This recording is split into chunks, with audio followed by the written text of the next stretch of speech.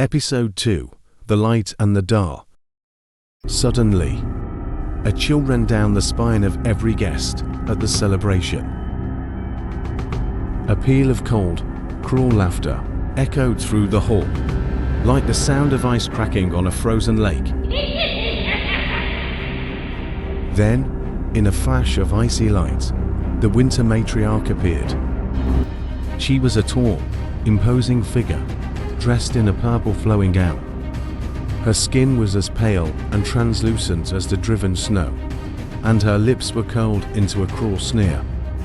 Her piercing blue eyes gleamed with malevolent intent, like the coldest depths of the ocean that covered the kingdom.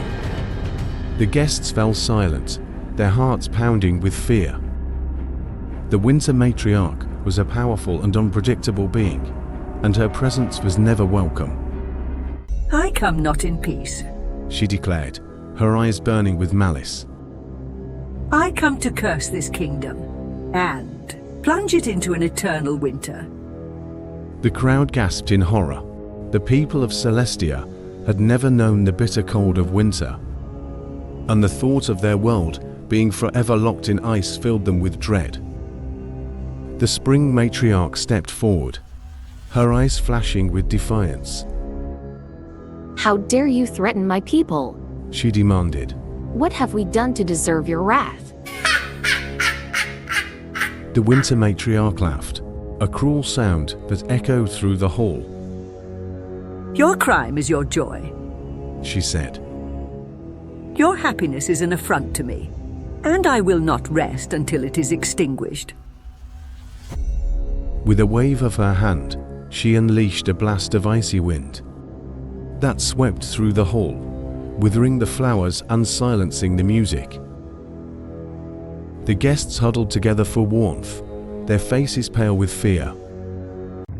On the twins' 16th birthday, The Winter Matriarch declared, her voice dripping with venom. a relentless winter will descend upon Celestia. Everything you hold dear will be frozen in ice, and your kingdom will be plunged into eternal darkness. The Spring Matriarch took a step forward, her eyes shining with bravery. "I will not allow you to harm my people." The two goddesses clashed in a battle of magic, their powers filling the hall with dazzling light and thunderous sound. But the Winter Matriarch was simply too powerful. She battered the Spring Matriarch with her icy spells, driving her back step by step. Suddenly, the Winter Matriarch turned her attention to the newborn twins. Her piercing blue eyes fell on Elara, the younger princess. A cruel smile spread across her lips. "I curse you, Elara." She hissed, her voice was as harsh as the howling wind. "From this day forth, you will possess the power to bring frost and cold. You will be a creature of darkness and despair, and your power will bring ruin to this kingdom." As the Winter Matriarch's words hung in the air, Elara's skin turned as pale as snow. Her eyes turned purple color, and her golden blonde hair turned black. Frost began to form around her tiny body. The Spring Matriarch rushed to Elara's side. She knew that she could not completely break the curse, but she could at least seal Elara's power within a crystal ball. The Spring Matriarch chanted a powerful spell, and the crystal ball began to glow. Elara's icy power flowed into the crystal ball, swirling and eddying like a miniature blizzard. Finally, the crystal ball stopped glowing.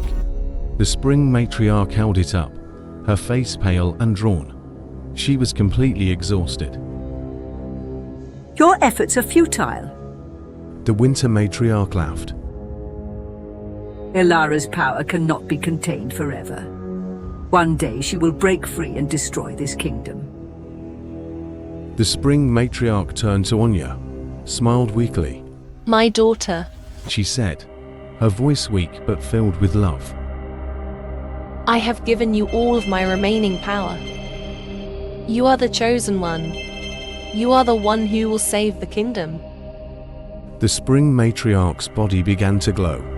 The light grew brighter and brighter, until it was blinding. Then, with a final flash of light, she closed her eyes and faded away, her body disappearing into a shimmering mist. The Winter Matriarch turned on the guests, her eyes ablaze with fury. You have all defied me, and now you will pay the price, she hissed. With a final malevolent glare, the Winter Matriarch vanished into the night, leaving behind a kingdom filled with fear and uncertainty.